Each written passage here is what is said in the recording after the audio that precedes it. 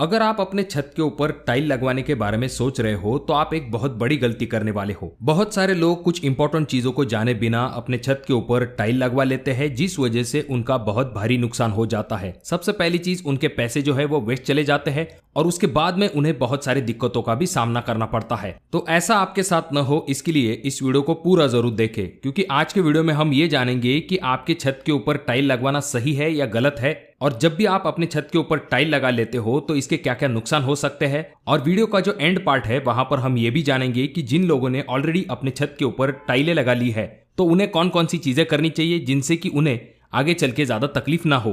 तो यहाँ पर सबसे पहला पॉइंट आ जाता है कि हम अपने छत के ऊपर टाइलें क्यों लगाते हैं। तो जैसे कि हम सब जानते हैं, जब हमारी छत कास्ट हो जाती है तो छत का जो कलर है वो ग्रीनिश ग्रे होता है।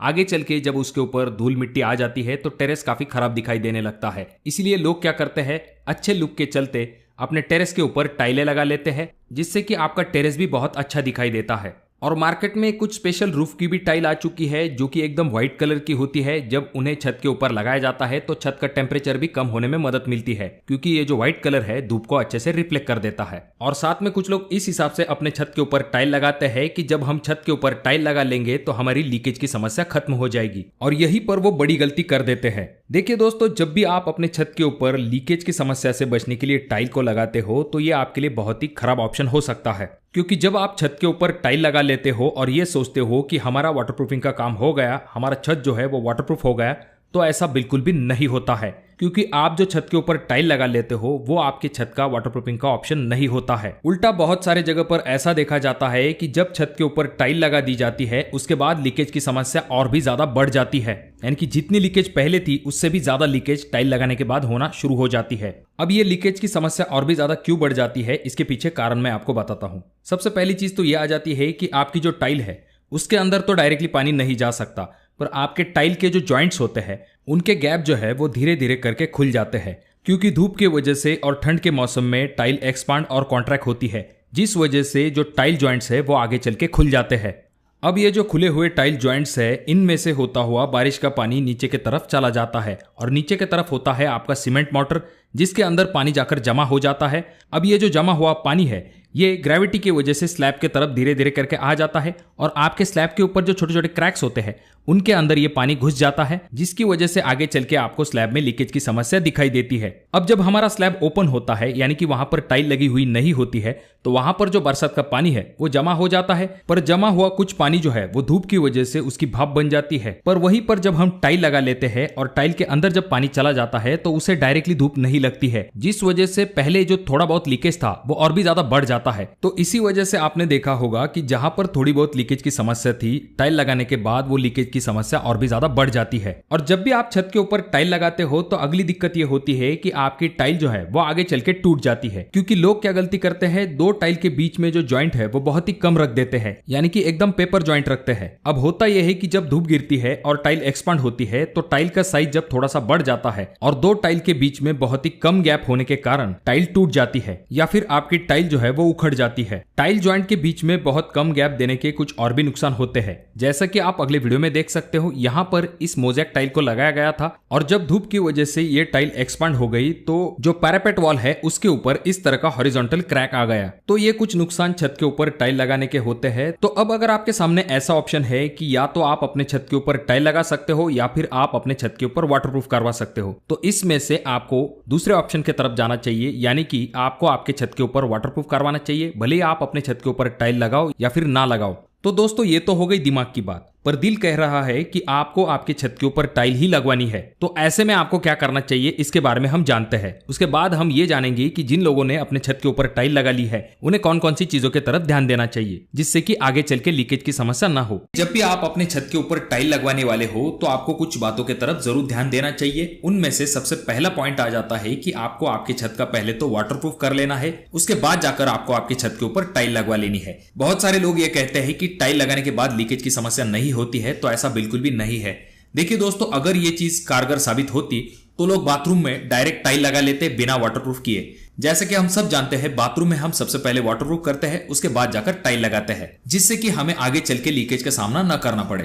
तो अब आपको ये तो बात समझ में आ गई कि टाइल लगाने से पहले वाटरप्रूफ करवाना जरूरी है। अब बहुत सारे लोग ये कहेंगे कि जो ब्रिक बेड कोबा है ऑलरेडी उसका वजन बहुत ज्यादा हो जाता है स्लैब के ऊपर। ऐसे समय में उसके ऊपर जब हम टाइल लगा लेंगे तो इससे और भी वजन बढ़ सकता है।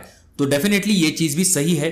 अगर आप ब्रिक बैट कोबा करते हैं, उसके ऊपर आपका टाइल का माल आएगा, उसके ऊपर आपकी टाइल आएंगी, तो इस वजह से आपकी छत के ऊपर अतिरिक्त लोड बढ़ता है। तो इसका उपाय आप ये कर सकते हो कि आप केमिकल वाटरप्रूफिंग के ऑप्शन की तरफ जा सकते हो, जिसकी वजह से आपकी छत के ऊपर लोड भी नहीं बढ़ेगा और आप आराम के साथ अपने छत के ऊपर टाइल लगा सकते हो। दूसरी चीज यहाँ पर ये आ जाती है, जब भी आप टाइल लगाते हैं तो टाइल लगाते समय चाहिए कि स्लोप आपका रेन वाटर की तरफ होना चाहिए।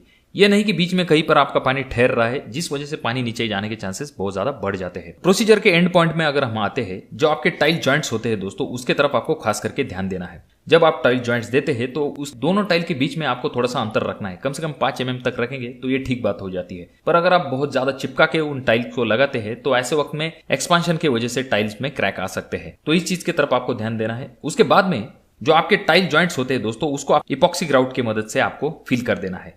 यहाँ पर सबसे इंपॉर्टेंट पॉइंट मैंने आपको जो पिछली वीडियो में भी बताया था कि टाइल जॉइंट्स में से पानी नीचे की तरफ चला जाता है, तो इससे बचने के लिए आप वहां पर इपॉक्सी ग्राउट कर देते हैं। पर एक बार अगर आप इपॉक्सी ग्राउट कर देंगे और उसके बाद आपका काम खत्म हो जाएगा, अगर आप ये सोच रहे हैं तो आप गलत है। टेम्परेचर की वजह से यानी कि धूप पड़ने की वजह से टाइल जॉइंट जो है वो खुल जाते हैं। तो इन चीजों का आपको बार बार मेंटेनेंस करना पड़ेगा, आपको देखना पड़ेगा। अगर आपके टाइल जॉइंट्स खुल जाते हैं तो वहां पर आपको वापस से इपॉक्सी ग्राउट लगाना पड़ेगा। इस चीज की तरफ अगर आप ध्यान देते हैं तो डेफिनेटली आपके टाइल में से पानी नीचे जाके लीकेज होने की समस्या जो है वो नहीं होगी। तो अब सवाल ये आ जाता है कि जिन लोगों के छत के ऊपर ऑलरेडी टाइल लगी हुई है और लीकेज की समस्या हो रही है, तो वहां पर क्या करना चाहिए। तो सबसे पहले पॉइंट की तरफ आते हैं कि अगर आपने छत के ऊपर टाइल लगा ली है और आपको लीकेज की समस्या हो रही है तो आपको क्या करना चाहिए। सबसे पहली चीज दोस्तों, जब भी हम टाइल लगाते हैं तो 2 टाइल के बीच में 3 से लेकर 5 mm का गैप होना चाहिए। तो जैसा कि मैंने आपसे कहा कि धूप की वजह से जो टाइल जॉइंट्स खुल गए होंगे तो उन्हें आपको इपॉक्सी ग्राउट की मदद से फिल कर लेना है। ये जो इपॉक्सी ग्राउट होता है इसके रिजल्ट बहुत ही अच्छे होते हैं। ये एकदम वाटर टाइट आपके जॉइंट को कर देते हैं, जिस वजह से पानी जो है इन टाइल गैप में से होता हुआ नीचे की तरफ नहीं जा पाता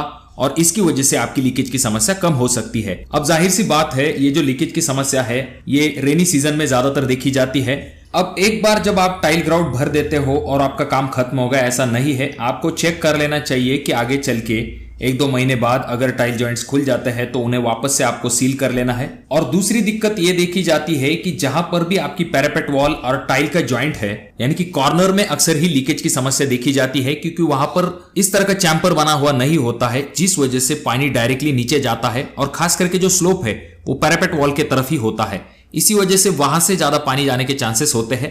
और जब भी हम टाइल लगा लेते हैं तो एक जगह पे लीकेज होता है, दूसरी जगह से पानी नीचे की तरफ आता है। इस वजह से ये जल्दी पता नहीं चल पाता है कि आखिर लीकेज ऊपर से कहां से हो रहा है। अब अगली चीज जो कि आपको देख लेनी चाहिए, कभी कभी होता यह है कि प्रॉपर स्लोप न होने के कारण आपके जो टाइल है उनके ऊपर बीच में ही पानी जमा हो जाता है, जबकि पानी आपका रेन वाटर से होता हुआ नीचे की तरफ जाना चाहिए, प्रॉपर स्लोप होना चाहिए। अगर प्रॉपर स्लोप नहीं है, पानी एक जगह पर जमा हो जाता है तो वहां पर लीकेज की समस्या होती है। तो ऐसी जगह पर आपको टाइल निकाल के वापस से उसे क्लियर करना पड़ेगा। और अगर आपके छत के ऊपर कोई टाइल्स टूटी हुई है तो उन टूटी हुई टाइल को आपको बदलवाना पड़ेगा, क्योंकि ये टूटी हुई टाइल भी लीकेज का एक कारण बनती है। तो जैसा कि हमने जाना, अगर आपने छत के ऊपर टाइल लगाई है तो खास करके आपको जो टाइल जॉइंट्स है या फिर आपकी जो कॉर्नर में आने वाली टाइल है जो कि पैरापेट को चिपक के है, इन टाइल जॉइंट्स की तरफ आपको खास करके ध्यान देना चाहिए, जो कि एक सबसे मेन कारण होता है जिसकी वजह से लीकेज की समस्या होती है।